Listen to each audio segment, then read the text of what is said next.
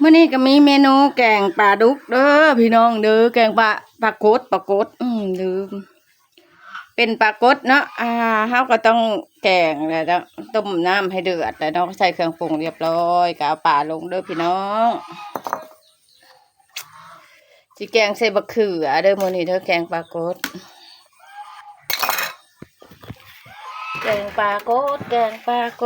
ด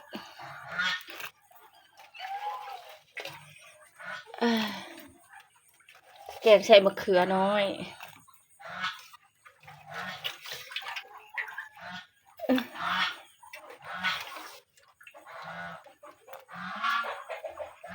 ปลากดบ้านเฮาเด้อสุพี่ไม่พี่น้องเด้อปลากดของเด้อซื้อมาตลาดวานนี่